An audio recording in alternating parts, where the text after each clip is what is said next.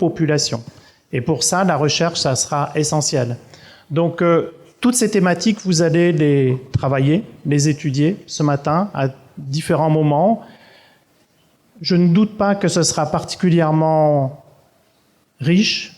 Je sais que les médecins du CHU ont vraiment préparé le travail pour que ce soit le plus pertinent possible et le plus enrichissant possible pour chacun d'entre vous. Je vous souhaite une très très belle matinée de travail. Cet après-midi, il y aura des visites. Demain, il y aura la visite du nouveau CHU. Ce sera des séquences également importantes, mais prenez le temps ce matin d'échanger. Et surtout, n'hésitez pas à intervenir. Les médecins du CHU sont habitués à ce qu'on les interrompe, donc n'hésitez pas à leur poser des questions, n'hésitez pas à intervenir. Ils sont là pour que ce soit le plus interactif possible. Très belle journée à tous. Merci beaucoup, monsieur le directeur.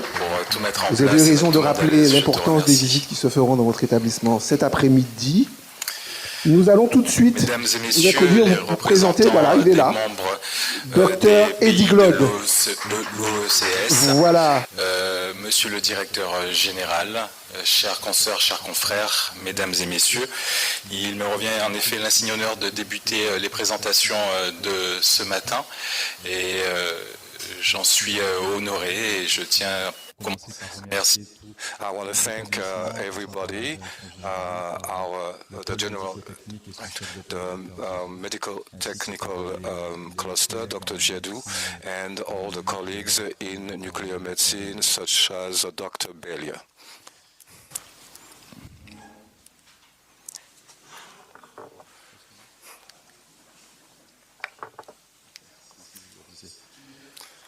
En guise de page d'introduction, as an introduction, next to un des objectifs majeurs the poster of our seminar, this is the next general hospital of the next facilities of the new Guadeloupe General Hospital, which is bound to open in 2024. And this is a very important issue for our territory. So I need to talk about today the offer in imaging of the CHU, and my colleague will be improving on what is my prerogatives. So what we have here is a hospital group, territorial hospital grouping, a GHT. It corresponds to an archipelago with 7 different establishments. The CHU of Guadeloupe is the leading establishment. Then you also have the Bastia Hospital, also Cap Esterbello. You also have Cap Marie-Galante, which is another island of Guadeloupe. Also the Gerontology Hospital Center in Abîme, Bourg-Suy in Sainte-Noire, and Maurice Selbonne in Bouillante. On this grouping, the imaging devices, equipment is scattered all over the different hospitals, mostly Cap Esterbello, and we also have 3 MRI and one more additional MRI in Bastia. So we have 5 scanners with an interventional scanner at the CHU. We also have 2 robotized rooms and a mammography device with tomosynthesis and 7 ecography devices that I cannot, and also tables of conventional radiology that I cannot describe here. So what is there to see when it comes to high-end equipment? So we start with the Pheno that you can see here, which is this machine that you find in the radiology room. It is ultra-mobile and it is very recent, which was installed at the CHU a few months ago. So there's a video. These are some of the pictures of the inauguration with the visit of the regional councillor Harry Chalus, who came there and also actually performed some operations, if I can say so, on voir les structures vertébrales, voir le matériel qu'on a introduit et voir si le matériel correspond à la cible que l'on voulait. Donc pour avoir ce degré de précision, vous pouvez le faire sur des images de type scanner qui vous montrent exactement où se trouve votre aiguille. On such a scanner, I'm going to show you where exactly it is. I'm sorry. Et je remercie le président pour son accompagnement du projet, d'avoir bien voulu participer Additionally to his support, he was able to be here for this inauguration. There is a second room at the radiology service, which is a very high-end equipment, which is called Azurion, and which is shared together with the cardiologists. So you can see here Dr. Laurent Larifla, who is our colleague at the CHU and is in charge of the cardiology department, and together with the president of region that you can see here, who you can see here.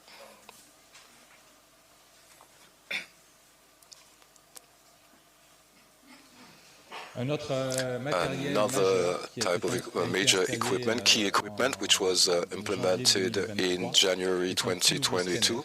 It's a brand new scanner, which is a Philips Icon, which is able to perform spectral imaging, which is a revolution which is undergoing right now, which is pending, which allows to have a mapping different from the conventional imaging. This is what we call spectral or dual energy, which allows you to separate in a way or another, depending on the supplier, to separate photons, high energy and low energy, and which gives a different visualization, imagery, because there is a different absorption depending on the types of electrons. Mostly when it is iodine, mostly with iodine, and it allows us to describe, to pinpoint the different types of contrast when it comes to the tumors, mostly in oncology. So there we tend to say, let me come back. And also at the CHU we have an MRI device, a classic one, but brand new, this one, depending on the supplier. And I'm waiting on the technician to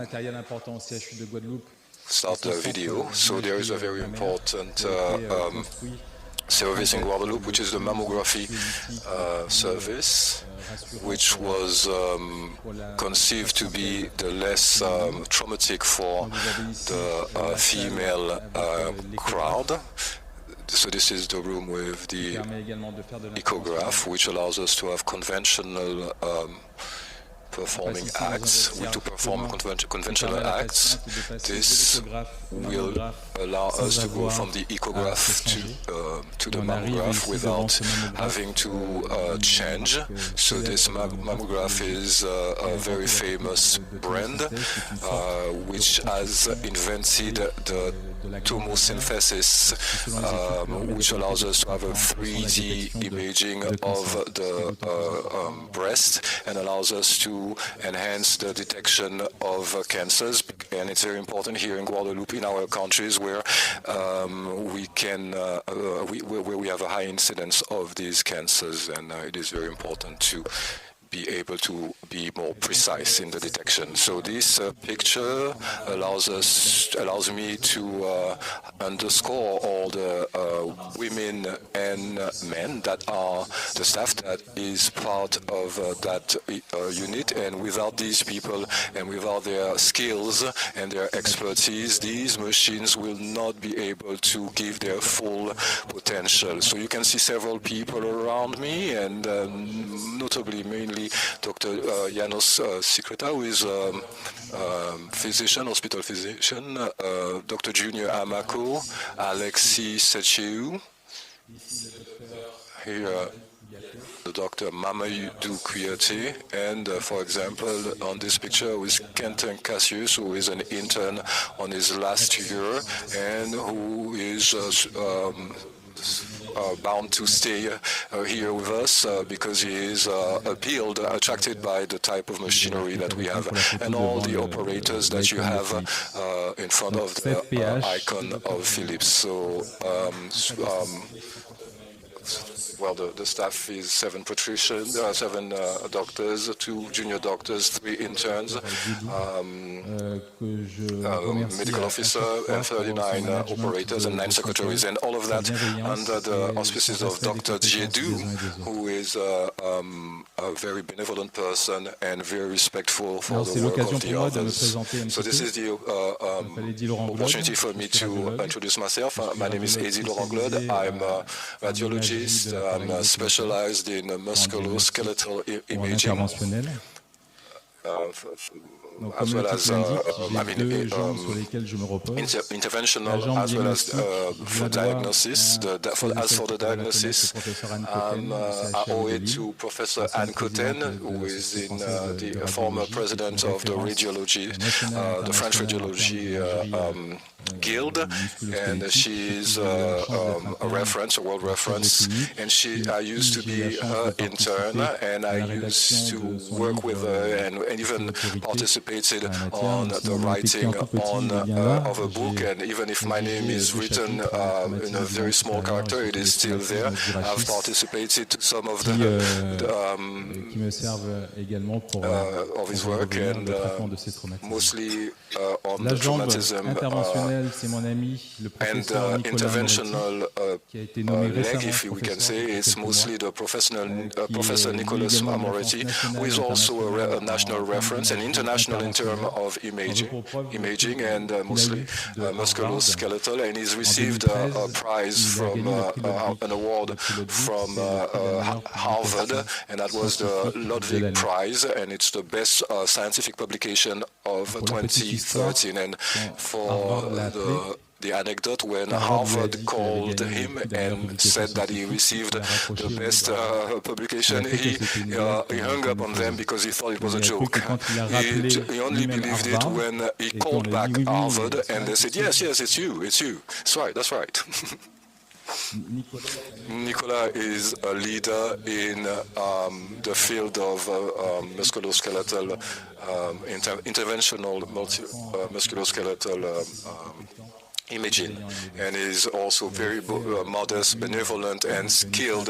He was also featured in Nice Martin, which is a French newspaper, and is a very dedicated worker.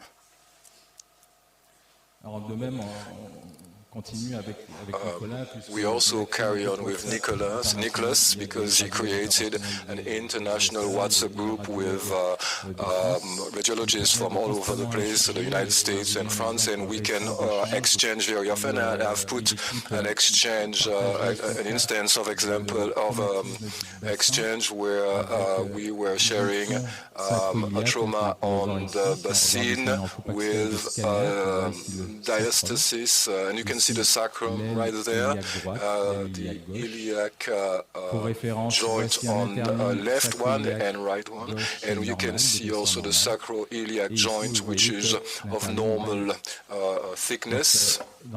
In this example, the team has put the patient on the side just because of its position. They put him on the side so that they could put screws on, so that the iliac joint can be transfixed, and it allowed for quick fixation, and it allows for the patient to be able to walk the day before, most of the time, on a mini-invasive and under continuous intervention with 2 insertion points for the screws, and all of that is guided by scanners. So that was the case at the beginning, and there was a disjunction of the pubian belt, which was spread over. So Nicholas Moretti here allowed the whole community to benefit from his expertise and from all of the articles he published. So because I'm the presenter, I'm going to talk about my own specialty, but it could be declined all over the field of imaging, because it touches imaging is concerned with all the organs. So there should be any type of radiologist who will be able to talk about that, but for the time now, I will restrict myself to these. So we work on the basin. So this is a 3D reconstruction of a basin. This is the front with the belt, the pubian belt, and what you see is a plate that was screwed right there by and that was an accident, a farmer who was run over by his own tractor, and there was a disjunction, sacroiliac disjunction, so we put a screw in a percutaneous way. There is not only the interventional way, but there is also a sickle cell disease, and this is an MRI that was done on a patient who was a young patient who was a sickle cell disease SS patient, and he had a vertebra deformation on the T2, so you can see the spinal cord. In the white is the cerebrospinal liquid. This is the spinal process, and the vertebrae. Between the vertebra you have the intervertebral discs. If you look at the normal regular signal of the vertebra, you can see that there are anomalies. These are not anomalies. This is the center of the disc, which they call nucleus suppositoris. I'm sorry for the precision. So you can see the different signals on the vertebra, which they look whiter, that they look like a smoke. So it is characteristic of bone infarctus in the case of sickle cell disease. Still at the level of the rachis, this is the T8, so the vertebral compression that you can see on,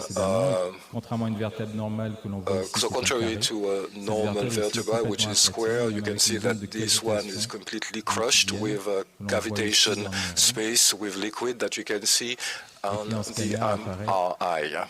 And on the scanner, it appears all hollow and void of any density and signal. So that was the scanner before the operation, the treatment, and this is the scanner after. This is and you can see the presence of cement that was done in subcutaneous under the skin, obviously, with the guiding of the MRI.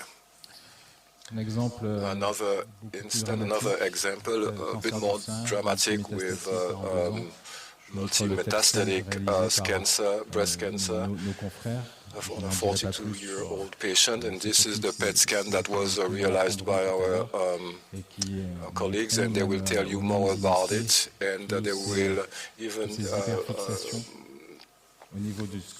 show to the non-initiated all the fixations that you have at the skeletal level. So this is the reconstruction of this with this aspect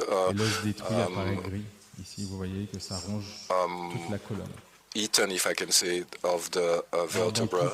And so along the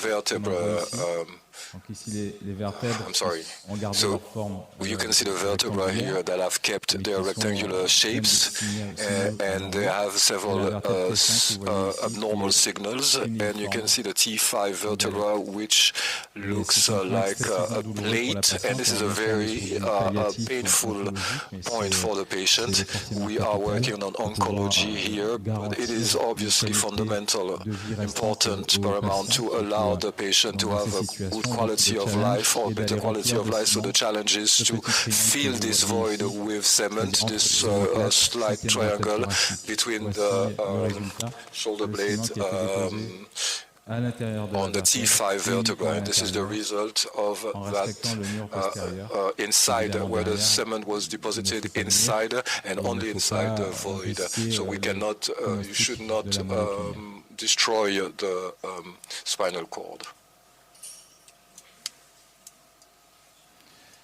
Another example on what we do. We have two videos. The first two you will see is the one on the left on the screen. On this one we have an axial view, which is an horizontal view, and this is the lesion of the vertebra, and you have the spinal cord at the center, and you can see the path of the needle. We can use a costo-transversal, so going through the rib, and this path allows us to be secured and to manage to have our needle going through straight in a so that we do not damage the spinal cord. And as I said earlier, the spinal cord is right here. So we need a very important ballistic, very precise. So we need obviously a cooperation from the patient, because the lung and the thoracic cage at that level are very important. So they need to be very calm. So sometimes we give them a sedation. So mostly for these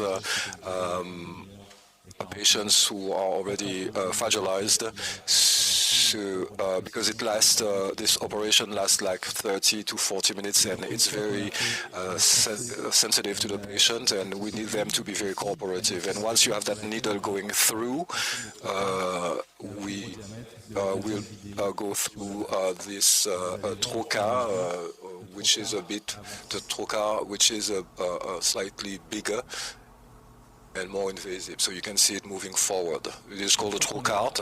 I'm sorry, I do not have the English translation. So once you're there, you can start to prepare our powder and inject the cement under the control of the imaging. And there can be leakage, so we want to be very sure, so we don't want to have any leakage on the central channel.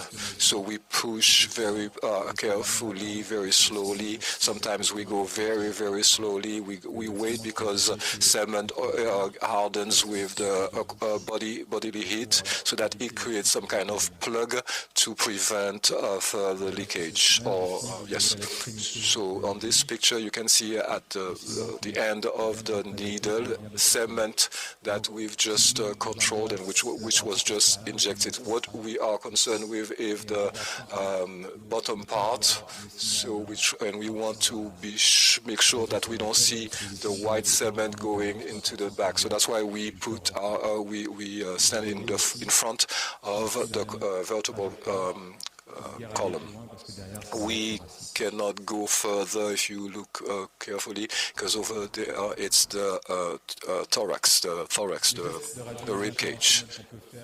So what we can do in oncology, and it helps a lot, because there are we have this called hernia, and this is an example that is shown here. So this is an illustration of two vertebrae, and this is the posterior arc, and this is the representation of what is an hernia, discal hernia. So disc hernia, so this is the protrusion of what we saw earlier, which is called nucleus pulposus, which is going through the surrounding sheath, and this nucleus pulposus is coming out and touching the, and it comes into a conflict, chemical conflict, mechanical conflict, and chemical conflict that is responsible for the pain. So after infiltration, which we can do with the scanner, guiding us with injection into different sites. We can do at different level in foraminal. In this case, it will be okay. And we can even manage infiltrations, intradiscal infiltration, so that we can manipulate somehow the vertebra. So in case we have a resistance to the medical treatment or the infiltrative and the injection of corticoid, which is the second step, we can go and try to scrape with that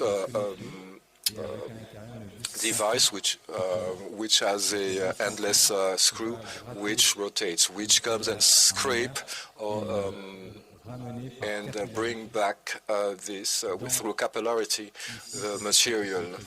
So hence the small cavity that you have there. And it works quite well. You don't need to remove the whole hernia, and you can, if you even remove a small volume, can lessen the pain, alleviate the pain for the patient. So the activity at the General Hospital in terms of imaging is quite varied. We must be able to work on different fields, because our patients are not able to go to other places, other services, so they have to come to one place. So we need to be multi-purpose, whether it is a diagnostic or interventional service. So it's daily work with all our colleagues, also with those that who you are subordinated to and who are pushing you forward.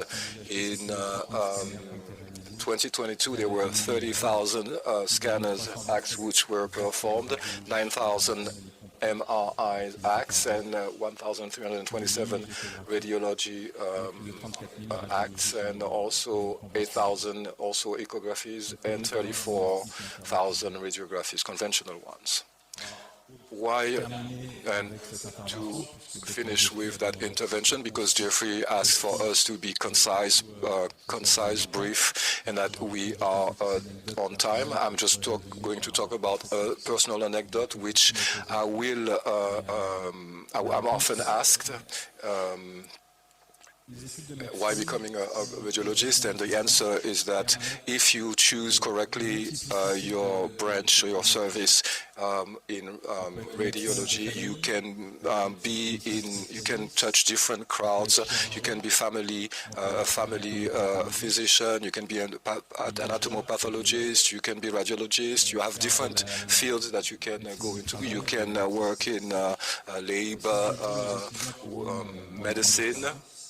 So what I say to the interns, the new physicians who come into the service, they have to ask about themselves. How they feel? What is their global feeling about things? So because all of these elements will give you a very important view on the future and what they can do. So you have to know about yourself in order to start that, because you are going to work for your whole life in this domain. So you have to choose from the get-go the right specialty, because that's what makes you perform. So that's what, when I was younger, that's why I chose radiologists, because when I was a child, I was a fan of, I was fond of Sherlock Holmes. I liked the research, the search for answers, the quest for answers when you have a question. I like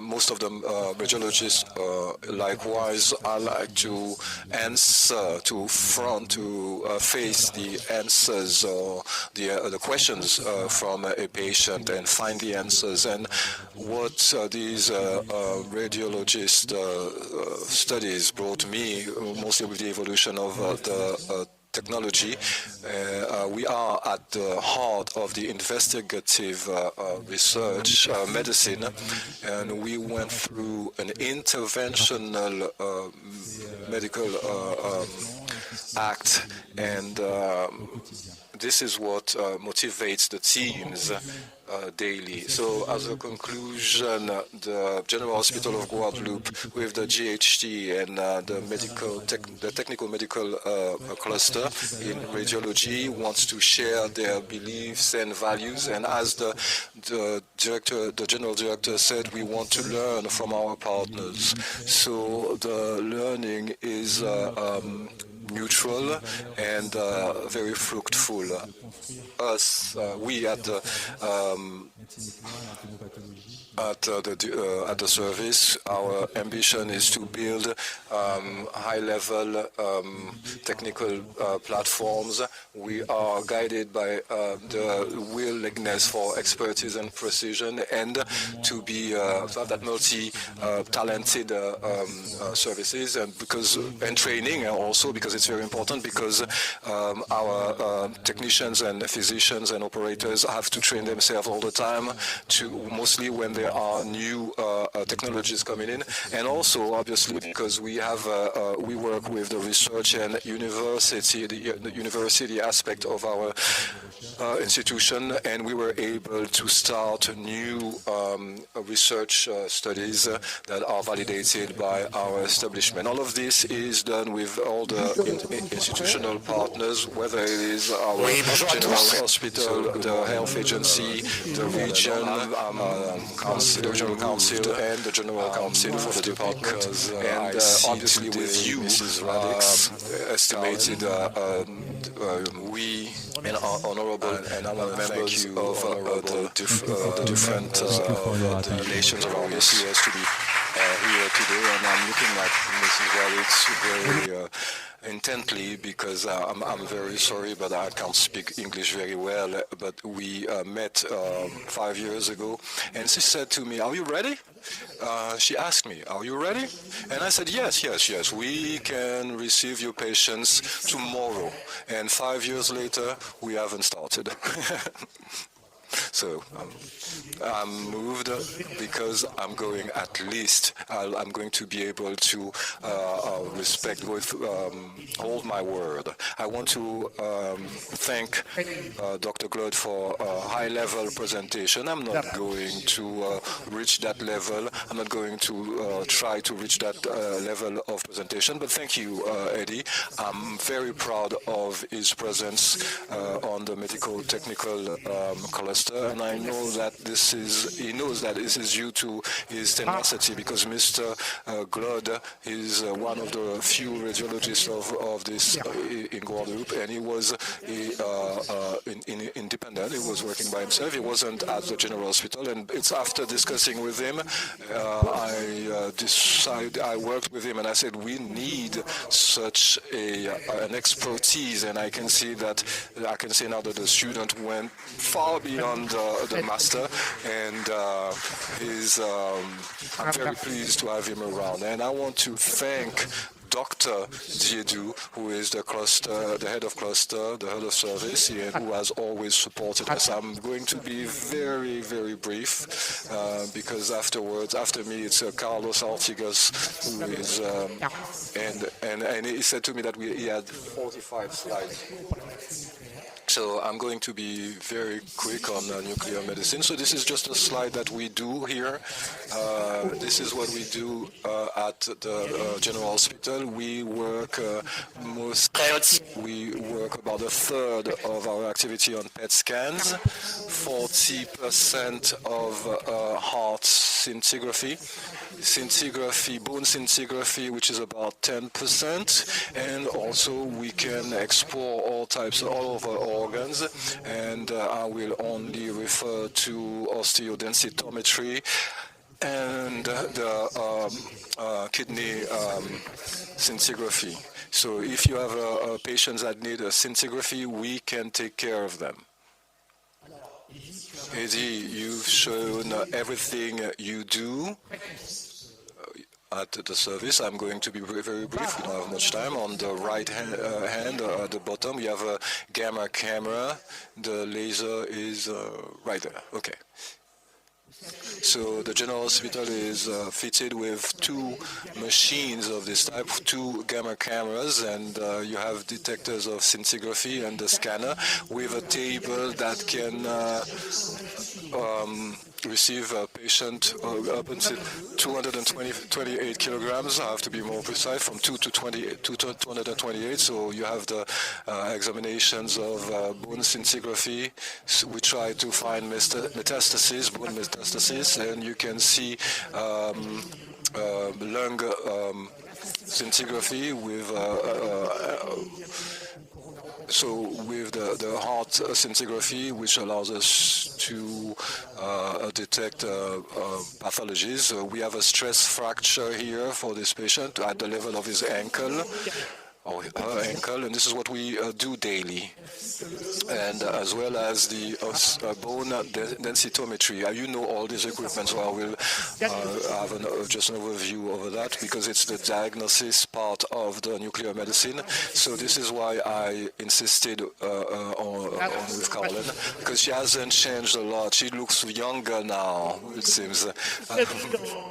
So we saw, as I was saying, in 2018, for the implementation of the inauguration of the cyclotron. This is the cyclotron of the CIMGUA, the Molecular Medicine Center in Guadeloupe, and that's on that day we were launching the activity of the PET scan, with the PET scan right there, which allows us to perform here in Guadeloupe about 3,500 examinations with the PET scan.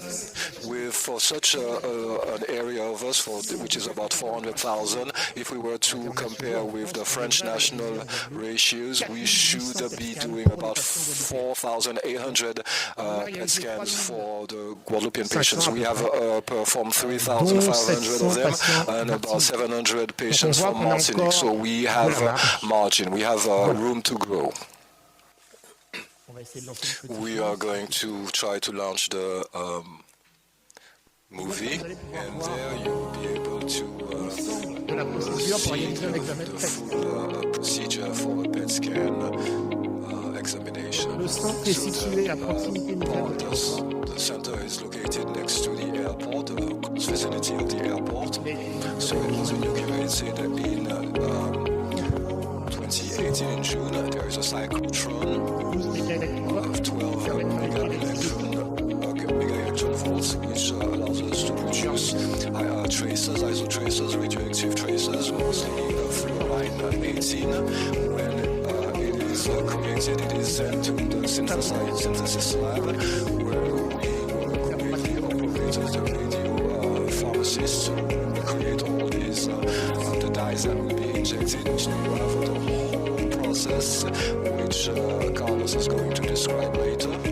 So you have a control quality lab, which is fundamental. It's going to be systematic automatic, because this is where we verify if the product is can be used. So we ask the patient to come about an hour and a half before the examination, and there is before the injection, and then they have an hour and a half again of stay, about an hour of rest. I think I saw Alexia. Can you stand up, Alexia? So these examinations are interpreted by 2 nuclear medicine operators. Alexia Rivas, who is standing up, who is doing the interpretation of these examinations in English also, and Fabrice Foucault, who is also performing these interpretations, these readings. The rest of the team is Quentin Gillot, and very soon with Yassim Nago. So, just an example, an instance of what we do with the PET scan. You talked about prostate, and just for you to understand this picture, this is a prostate cancer with also associated attack of the seminal vesicular glands. So you could think that there was an attack on the urethra, but no. So I'm going to be very quick over that because Carlos is going to be more precise. I'm just going to talk about the future of the nuclear medicine. Eddie talked about the reason why he was a radiologist, and myself, I was a CT generalist. And I like to work with my patients daily. And I chose nuclear medicine because there you can see daily, you can see your patients and have your examination. I don't know if Fabrice and my other colleague are able to work with patients daily, but we are supposed to do it. But our work is working on imaging, on diagnostic, but there is going to be we're going to be tipping. There will be a tipping point because we'll be going towards therapy.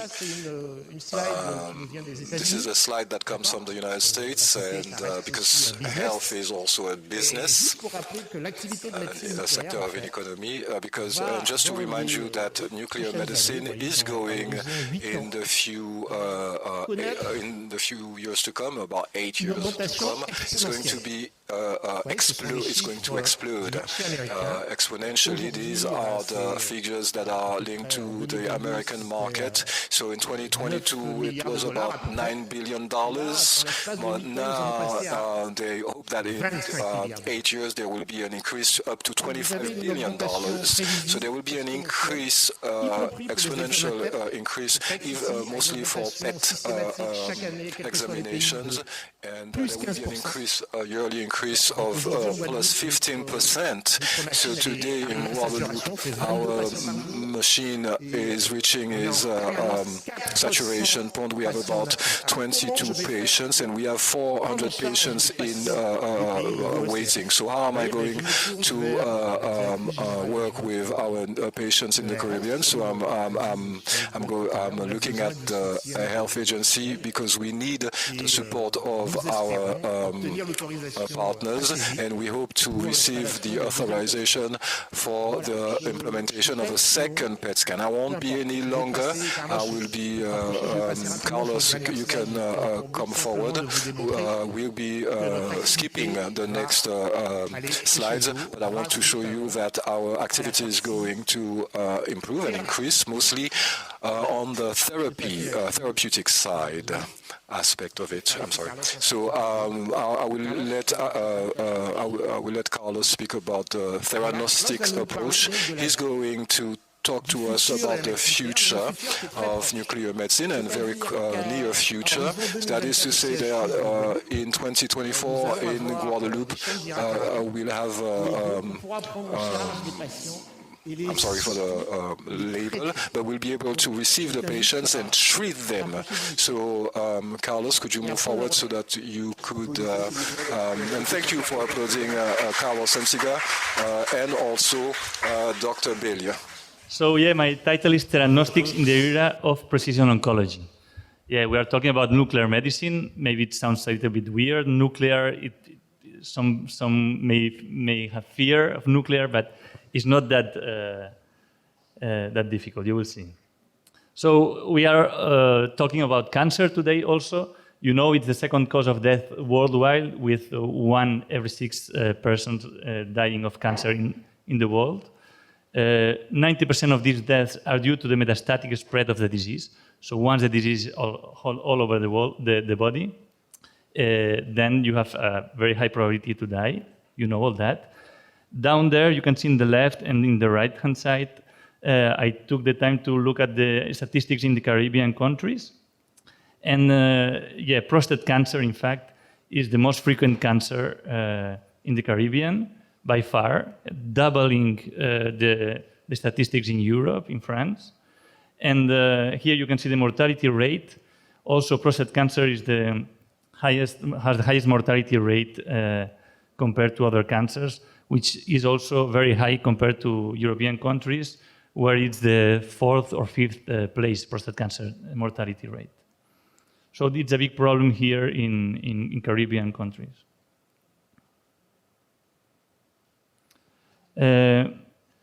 So cancer, sometimes we think it's an homogeneous disease. And in the past, we treated with chemotherapy, because chemotherapy is like a generic treatment that will kill any cells.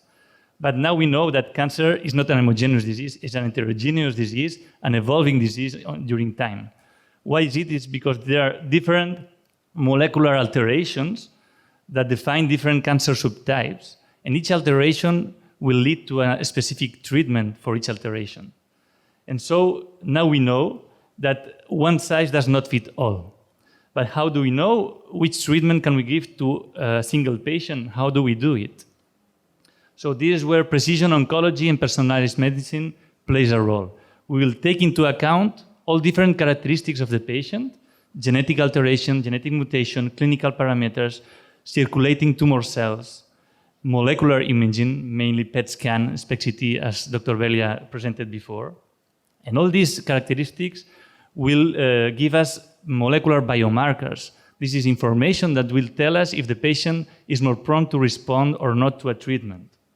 And this will help us to increase the cost effectivity of expensive drugs nowadays, assuring the socioeconomic viability of healthcare in oncology. So molecular imaging has a very important place here.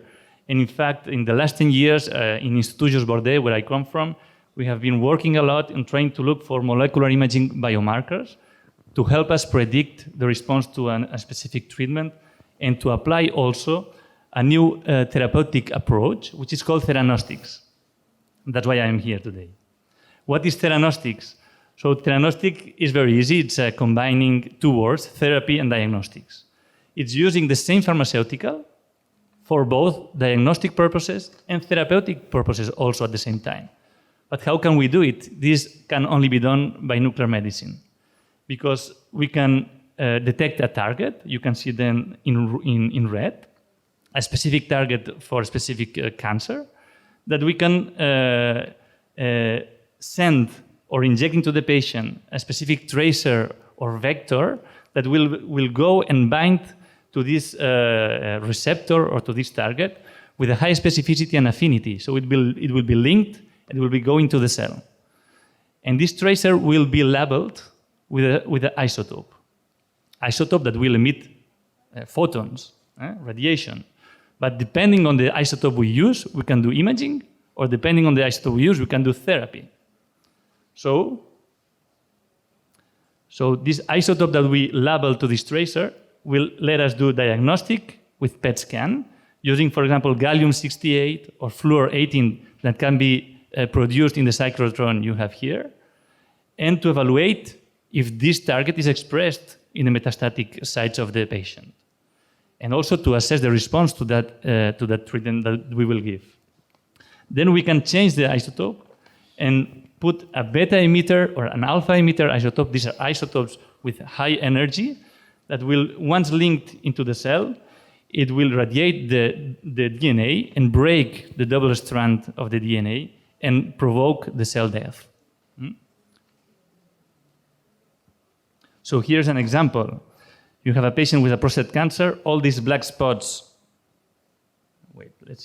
all these black spots are bone metastases, which overexpress a specific target, which is PSMA. In this case, I will talk about it later. And then when we see that the target is expressed, we can give the treatment. We are sure that this patient will respond to the treatment, probably.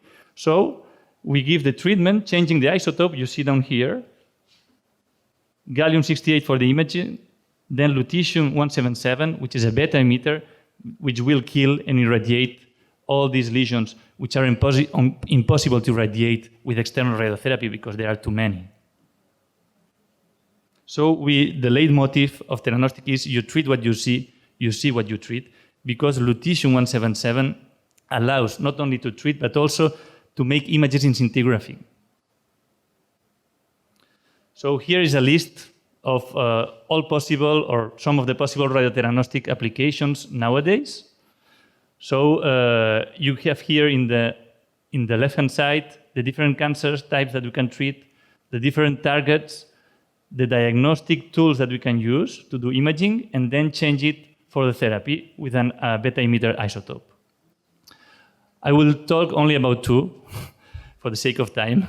So mainly the two most important ones are the neuroendocrine tumors, as it's in red. We will target the somatostatin receptors, which are overexpressed in neuroendocrine tumors. And we can see with imaging with gallium octreotate, which is an analog of somatostatin that will go into these receptors. We can see if the target is present and then treat with lutetium octreotate, which is the same molecule, but with a beta emitter. This has been proven to have a benefit in survival in this trial that was published in the New England Journal of Medicine. Well, you know, most of you, which is a Journal of Nuclear Medicine, is the most important journal in medicine. And they showed in this trial incredibly benefit in progression-free survival. So for those who doesn't know how to interpret this, these are survival curves. In green is the group of patients that received the lutetium somatostatin analog, and in black, the ones that received the somatostatin analog but cold, without isotope, which was the standard treatment at that time. And you see that the difference is very, very high, meaning that these patients will die sooner than these ones. So this is a new treatment approved. And so pharmaceutical companies, when they look at that, they say, oh, maybe we should invest on that. And they are spending a lot of money now trying to develop new therapies with this concept of theranostic. So the next one I will talk about during the rest of the presentation is prostate cancer, also because it's the main problem here in the Caribbean. And we have a very specific target, which is the PSMA. And for that also, there's a new publication I will talk about that was recently published 1.5 years ago that showed a benefit in survival also. So what is PSMA? PSMA is for prostate-specific membrane antigen. It's a transmembrane glycoprotein, so it's a protein that is placed in the membrane of the prostatic cancer cells with a large extracellular domain that you can see here, where we can send some ligands that will be linked to this specific receptor. So it's an excellent target for prostate cancer theranostics. And how can we do it? But it can be done because it has been in Germany, in collaboration with the United States, John Babik, they developed small peptides of PSMA ligands or PSMA inhibitors that will bind to this specific active site of the PSMA. As they are so small, they have a lot of advantages. They have a high specificity for receptors, they have a high affinity, high permeability in solid tumors, so they will enter into the tumors very easily. They have excellent pharmacokinetic properties. What does it mean? That when we inject, it goes into the tumor, and what is not linked to the tumor, it's excreted in the urines very quickly. It's important also. High target to background ratios, and very easy to produce and to label. So here we see the pair of diagnostic and therapeutic approach. Gallium PSMA 11 or fluor PSMA ligands that will be recently or in the near future produced in the SIMGUA for imaging, for PET scan, and lutetium PSMA for the therapeutic approach. Here already Dr. Belia showed how can we produce these tracers. We need a synthesis module with a cassette which will help us link the isotope with the tracer, in this case PSMA with gallium or with lutetium. But it has been simplified nowadays. We can also extract gallium from this generator and then inject it into this vial where we have the PSMA lyophilized. We do some shaky, let's say, and inject it into the patient, and directly we can do a PET scan and have very nice images with detecting metastatic sites with a very high specificity. It has been shown, in fact, that PSMA PET is better than choline. In France, they're still obliging patients to do choline before going to PSMA PET. In Belgium, where I come from, choline has been already abandoned because of the amount of literature showing that PSMA is much better. In fact, you detect many more lesions because of higher uptake in the lesions. All what you see here, it can seem big, but in fact it's millimetric lymph nodes that you cannot detect with other techniques like CT or bone scan. So you can detect millimetric lymph nodes or bone marrow lesions that still are not detectable with a bone scan, for example.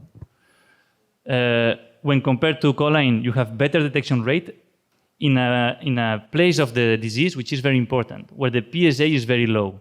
The PSA is a tumor marker that we detect in the blood. And when the PSA is very, very low, lower than 1, there's when we start to detect the recurrence of the disease after resecting the prostate. So it's very important for the clinicians to know where the disease is recurring.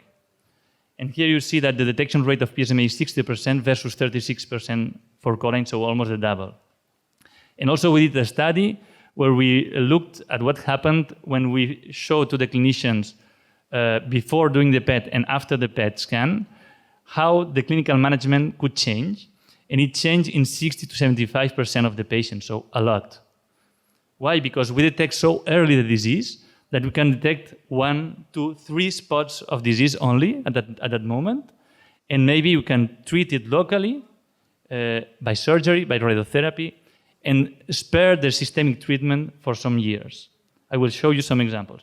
Here, just to show you an example of a patient that had bone metastases detected with PSMA here in yellow, in orange, but that was not detected in bone scan or CT. So we detect them so early.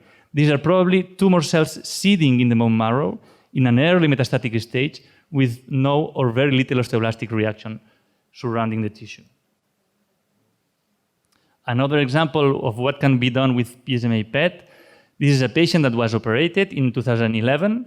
Then the PSA started to increase, so there was a biochemical recurrence, we say.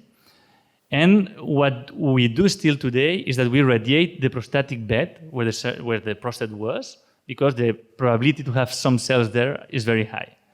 What happens in 30 to 40% of the patients is that this PSA does not decrease even if we irradiate the place of the surgery, because the disease is elsewhere. So this patient was irradiated here, but the PSA continued to increase. So finally we did the PSMA PET, and we showed this infracentimetric lymph node, impossible to detect with CT or MRI, which was irradiated, and the patient had a complete response of PSA and more than 2 years of response without any treatment. This patient was going to start hormone therapy, so we spared this treatment for some time. Then we go to another part of the disease. Now imagine the patient is already metastatic, spread all over the body. Now we go to systemic treatments. So we need treatments like chemotherapy, taxane-based chemotherapy, like docetaxel in first line, cabazitaxel in second line, new anti-androgen therapies. Now I'm happy to tell that lutetium PSMA treatment is now a new kid in the block. So it's approved and we can use it. Even in France, I think, even if still there's not the marketing authorization, you can use it in an early access program. And how can this be approved? So thanks to this trial that was again published in the New England Journal of Medicine, I was really implicated in this trial. I was the principal investigator in Belgium. And they took patients with metastatic castration-resistant prostate cancer, so metastatic prostate cancer, that had at least one lesion with a high expression of PSMA that was detected with the imaging, with the PET scan, and that had already received classic therapies with hormonal therapy and chemotherapy. So patients that usually we don't have many other things to give. And then they compared lutetium PSMA versus the best standard of care, which is another kind of therapy that we can give. And they showed a 38% reduced risk of death, so a benefit in survival, and a 60% reduced risk of progression, which is very good in this kind of patients. Also, it's important to say that this treatment is very well accepted by the patients. It has a very favorable safety. If you see at this right part of the column, these are the grade 3-5 toxicities, so the important toxicities.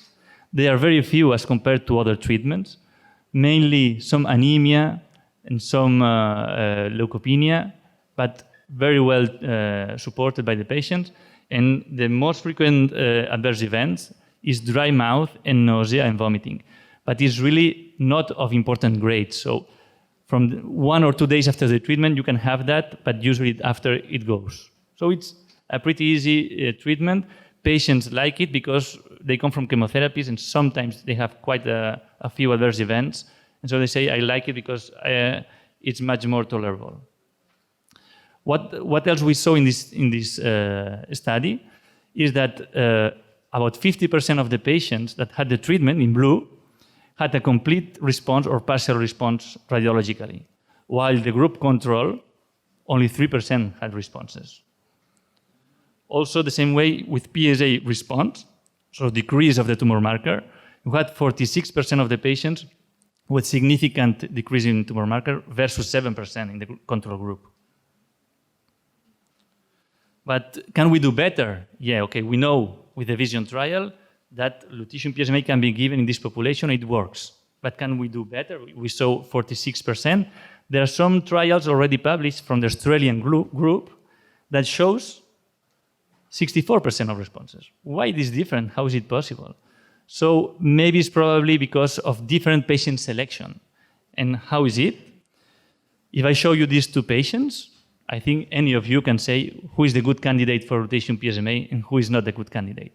Here we have the gallium PSMA PET that we do before treatment to see if the target is expressed or not.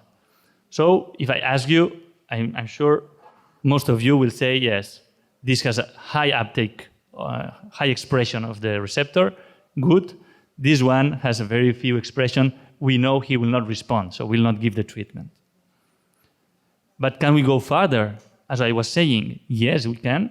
We could use FDG PET, the one that we are using nowadays here in Guadeloupe. So usually for prostate cancer it's not useful, but it has been discovered that in the late stages of the disease, when the disease is very aggressive, it can become positive. Here we are showing the metabolism, the aggressivity of the lesions. So if a prostate cancer metastasis has FDG uptake, it means it's very aggressive. It's a bad prognosis.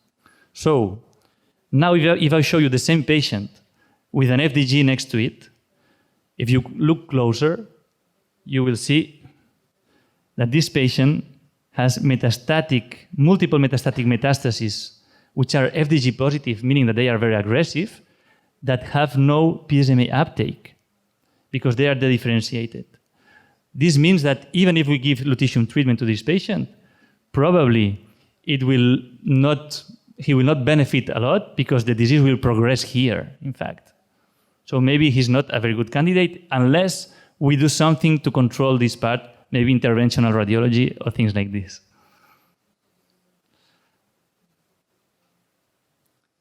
And how we know, because in a study they show that those patients with what we call mismatch, in fact mismatch is when we have FDG positive PSMA negative disease, which happens in 10 to 15% of the patients.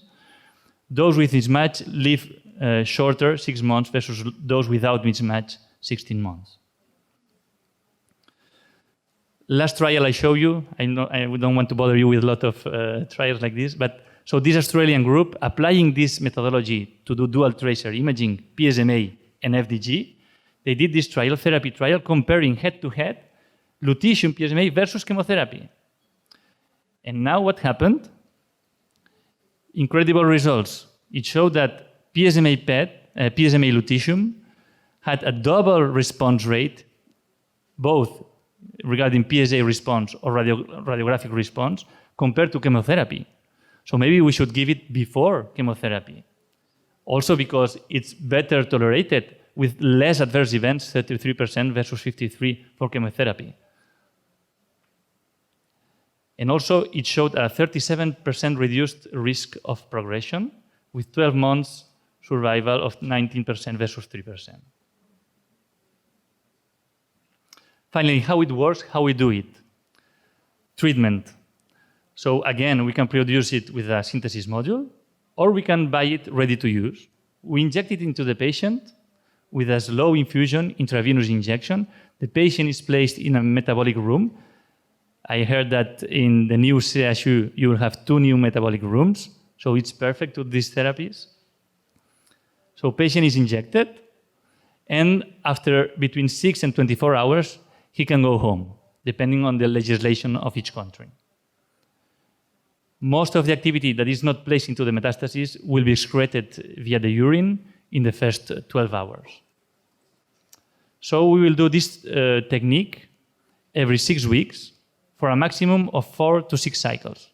So usually what I do, I see the patient in consultation, I see the PET scan results, I see if he's a good candidate or not, blood test to see they have good reserve, hematological reserve, and then we treat him. After about 1 month, I see him again with a blood test.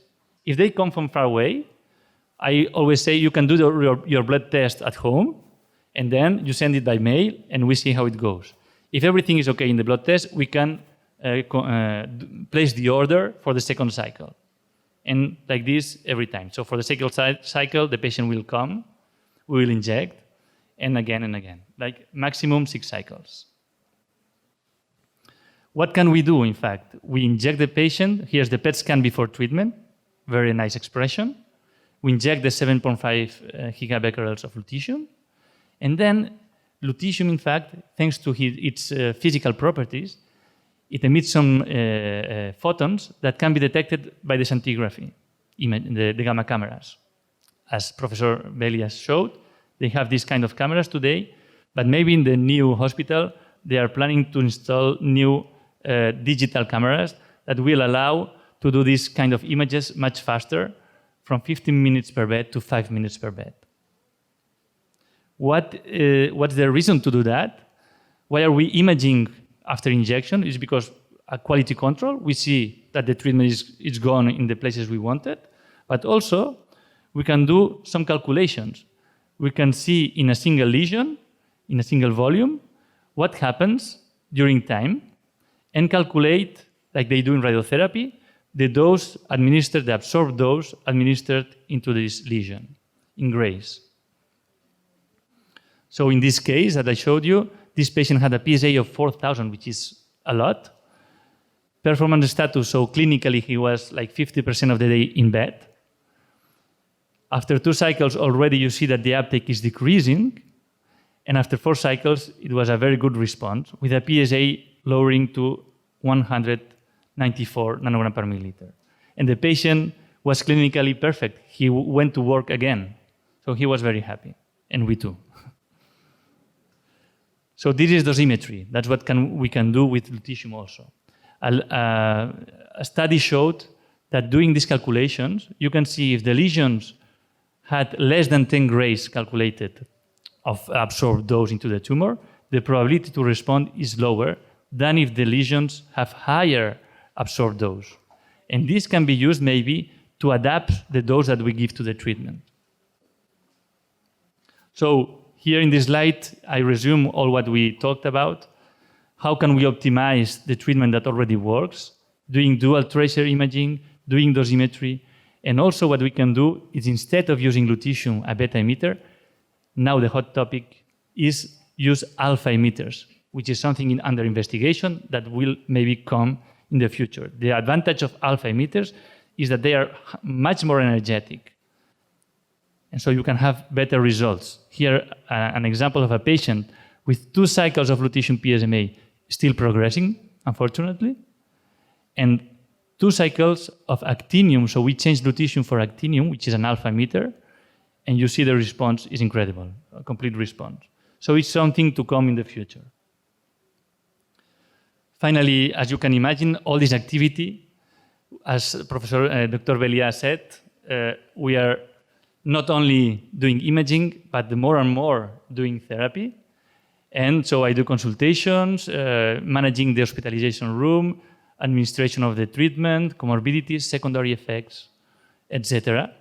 So we are becoming a little bit like the radiation oncologist. I like to say the nuclear oncologist. So much more clinicians.